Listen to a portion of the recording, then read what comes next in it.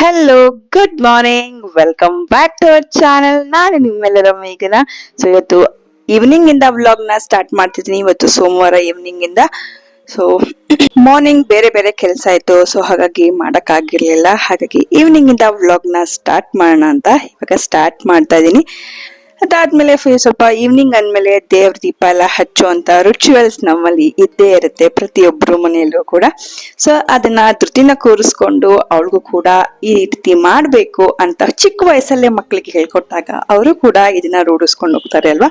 So ಹಾಗಾಗಿ ದೇವ್ರ ದೀಪ ಹಚ್ಚಿಬಿಟ್ಟು ನಂತರ ಗಿಡಕ್ಕೆಲ್ಲ ನೀರ್ ಹಾಕ್ಬೇಕಾಗಿತ್ತು. ಸೊ ಹಾಗಾಗಿ ಹಾಕೋಣ ಅಂತ ಇವಾಗ ಗಿಡಕ್ಕೆಲ್ಲ ನೀರ್ ಹಾಕೊಂತ ಇದ್ದೀನಿ.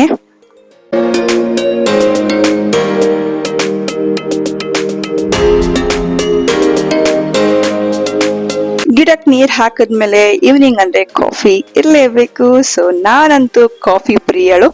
ನನ್ಗಂತೂ ಯಾವಾಗ ಕೊಟ್ರು ಕಾಫಿ ಕುಡಿತಿದ್ದೆ, ಇವಾಗ ಸ್ವಲ್ಪ ಕಮ್ಮಿ ಮಾಡಿದೀನಿ. ಸೊ ಹಾಗಾಗಿ ಧೃತಿಗೆ ಹಾಲು, ನನ್ಗೆ ಕಾಫಿನ ರೆಡಿ ಮಾಡ್ಕೊಂತಾ ಇದೀನಿ ಇವಾಗ.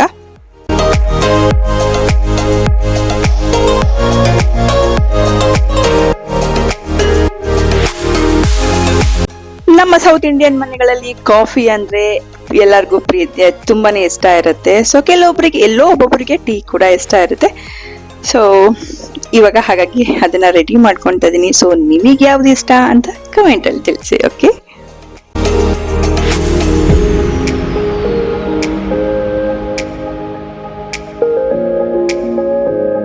ಸೊ ಯಾಕೆ ಮನೆ ಚೇಂಜ್ ಮಾಡ್ತಿದೀವಿ ಅಂತ ರೀಸನ್ ನಿಮ್ಗೆ ಗೊತ್ತಾಗಿದೆ. ಸೊ ಇನ್ನು ಪ್ಯಾಕಿಂಗ್ ಸ್ಟಾರ್ಟ್ ಮಾಡಿಲ್ಲ, ಸ್ಟಾರ್ಟ್ ಮಾಡ್ಬೇಕು. ಮಗು ಇಟ್ಕೊಂಡು ಮಾಡೋದು ಸ್ವಲ್ಪ ಕಷ್ಟ. ಸೊ ನಿಧಾನವಾಗಿ ಮಾಡ್ಕೊಳ್ತಾ ಇದ್ದೀನಿ. ಸೊ ಇವಾಗ ಭರತ್ ಜೊತೆ ಕಾಫಿ ಕುಡಿಯೋಣ ಅಂತ ಕಾಫಿ ರೆಡಿ ಮಾಡ್ಕೊಂಡೆ. ಸೊ ನನ್ಗೆ ಅವ್ರ ಜೊತೆ ಟೈಮ್ ಸ್ಪೆಂಡ್ ಮಾಡೋದು ತುಂಬಾನೇ ಇಷ್ಟ. ಸೊ ನಮ್ಗೆ ಸಿಗೋದು ಕಮ್ಮಿ ಸಮಯ, ಬಿಕಾಸ್ ಅವರು ವರ್ಕ್ ಮಾಡ್ತಿರ್ತಾರೆ. ಸುಮಾರು ಸತಿ ಕಾಲ್ ಜಾಸ್ತಿ ಇರುತ್ತೆ. ಅವರು ಕಾಲ್ ಇದ್ದಾಗ ಕಾಲ್ ಅಟೆಂಡ್ ಮಾಡ್ತಾನೆ ನನ್ನ ಜೊತೆನೆ ಇರು, ಇಲ್ಲೇ ಕುತ್ಕೊಂಡು ಕಾಫಿ ಕುಡಿ ಅಂತ ಇಬ್ರು ಮಾತಾಡ್ಕೊಂಡು ಕಾಫಿನ ಕುಡಿತೀವಿ. ಇಲ್ಲ ಅಂತಂದ್ರೆ ಧೃತಿ ಇದ್ದಾಗ ನಾವು ಮಾತಾಡೋದಕ್ಕೆ ಬಿಡೋದೇ ಇಲ್ಲ ಅವಳು, ಫಸ್ಟ್ ಆಫ್ ಆಲ್. ಸೊ ಮಕ್ಕಳು ಸ್ವಲ್ಪ ದೊಡ್ಡವರಾದ್ಮೇಲೆ ನಾವು ಗಂಡ ಹೆಂಡತಿ ಮಾತಾಡೋದು ತುಂಬಾನೇ ಕಷ್ಟ ಅಲ್ವಾ. ಸೊ ರಾತ್ರಿ ಡಿನ್ನರಿಗೆ ರೆಡಿ ಮಾಡ್ಕೊಳ್ತಾ ಇದ್ದೀನಿ. ಚಪಾತಿ ಮತ್ತು ಮಧ್ಯಾಹ್ನ ಬೀಟ್ರೋಟಿಂದು ಕುರ್ಮಾ ಮಾಡಿದ್ದೆ. ಸೊ ಅದು ಉಳ್ಕೊಂಡಿದೆ. ಅದ್ರ ಜೊತೆಗೆ ಸ್ವಲ್ಪ ಚಪಾತಿನ ಮಾಡ್ಕೊಳ್ಳೋಣ ಅಂತ. ಹಿಟ್ಟು ಕಲಸಿಟ್ಬಿಟ್ರೆ ನೆಂದಿರುತ್ತೆ ಚೆನ್ನಾಗಿ. ಸೊ ಹಾಗಾಗಿ ಚೆನ್ನಾಗಿ ಚಪಾತಿ ತುಂಬ ಸಾಫ್ಟಾಗಿ ಬರುತ್ತೆ ಅಂತ ಒಂದು ಸ್ವಲ್ಪ 1 ಅವರ್ ಮುಂಚೆನೇ ಕಲಸಿಟ್ಬಿಡ್ತೀನಿ.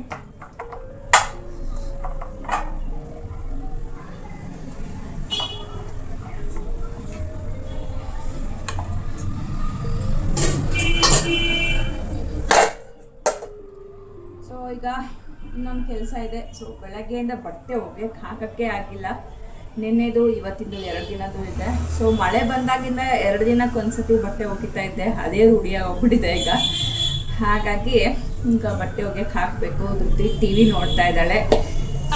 ಬಂದ್ಲೆ ನೋಡಿ.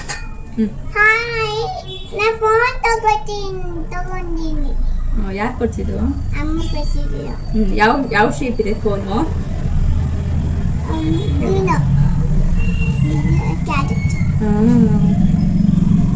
ಹಠ ಮಾಡಿ ತೆಗೆಸ್ಕೊಂಡ್ಲು. ಸೊ ನೋಡಿ, ನಾನು ಬೇಡ, ನನ್ಗೆ ಇನ್ನೊಂದು ಏನು ಗೊತ್ತಾ, ಹೇಳಿದ ತಕ್ಷಣ ತೆಕ್ಕೊಡಕ್ಕೆ ಇಷ್ಟ ಇಲ್ಲ. ಬಟ್ ಅವಳು ನಾರ್ಮಲ್ ಫೋನ್ ಬೇಕು ಅಂತ. ಈಗ ಏನು ಮಾಡೋಕ್ಕಾಗಲ್ಲ, ಆಚೆ ಕಡೆ ಮಕ್ಕಳೆಲ್ಲ ಆಟ ಆಡ್ತಿರ್ತಾರೆ. ಸೊ ಬೇರೆ ಮಕ್ಕಳು ನೋಡಿ ನಾನು ಆಟ ಆಡಬೇಕು ಅಂತಾಳೆ. ಆವಾಗ ನನಗೆ ಈ ಥರ ಮೊಬೈಲೆಲ್ಲ ಕೊಟ್ಟು ಆಟ ಆಡ್ಸೋದು ನನಗೆ ಇಷ್ಟ ಆಗಲ್ಲ. ಸೊ ಹಾಗಾಗಿ ಒಂದು ಪಕ್ಷ ಟಿವಿ ಒಂದು ಅರ್ಧ ಗಂಟೆ 1 ಅವರ್ ಹಾಕೊಟ್ಬಿಡ್ತೀನಿ. ಆದರೆ ಈ ಥರ ಮೊಬೈಲಲ್ಲಿ ಗೇಮ್ ಆಡೋದಾಗಿರ್ಬೋದು, ಇದೆಲ್ಲ ಅದೇ ನಮ್ಮ ಥರನೇ ಅವ್ರಿಗೂ ಅಡಿಕ್ಟ್ ಆಗೋಗ್ಬಿಡ್ತಾರೆ. ಅದಕ್ಕೋಸ್ಕರ ಅವಳು ಹಠ ಮಾಡಲು ನಾರ್ಮಲ್ ಫೋನ್ ಬೇಕು ಅಂತ ಇದು ಮಾಡಿದ್ಲು ಅಂತ ಅಟ್ಲೀಸ್ಟ್ ಇದನ್ನಾರು ಇದರಲ್ಲಿ ಸಮಾಧಾನ ಮಾಡೋಕ್ಕೋಸ್ಕರ ಇದನ್ನು ತೆಕ್ಕೊಟ್ಟಿದ್ದೀನಿ. Happy happy.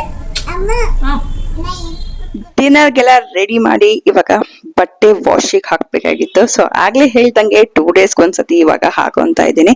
ಸೊ ನೈಟ್ ನಾನು ಈ ತರ ಹಾಕ್ಬಿಟ್ರೆ ಆರಾಮಾಗಿ ಬೆಳಗ್ಗೆ ಎದ್ದು ಒಣಗಾಕೊಂತೀನಿ. ಸೊ ಹಾಗಾಗಿ ಇವಾಗ ಬಟ್ಟೆ ವಾಶಿಗೆ ಹಾಕೋಣ ಅಂತ ಬಂದಿದ್ದೀನಿ.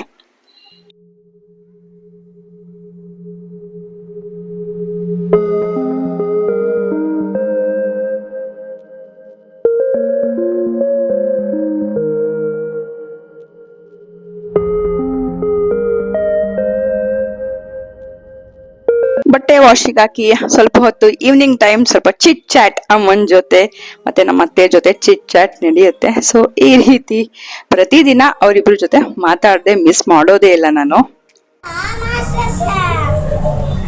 ಏನ್ ಮಾಡ್ತಿದ್ದೀರಾ ಮಾಸ್ಟರ್ ಶೇಫ್? ಆಯ್ತು, ನೀವ್ ಏನ್ ಮಾಡ್ತೀರಾ ಮಾಸ್ಟರ್ ಶೇಫ್? ಹಾ, ಏನು ನೋಡಿ, ನನ್ನ ಆಂಟಿ ಅಂತೆ, ಇವಳು ಅಕ್ಕ ಅಂತೆ, ನಾನು ಆಂಟಿ ಅಂತ. ಏನ್ ಮಾಡ್ತಿದ್ದೀರಾ? ಹಾ, ನೋಡಿ ಅವ್ರು ಡ್ಯಾಡಿಗೆ ಚಪಾತಿ ಮಾಡ್ಕೊಟ್ಟಿದ್ದಾರೆ.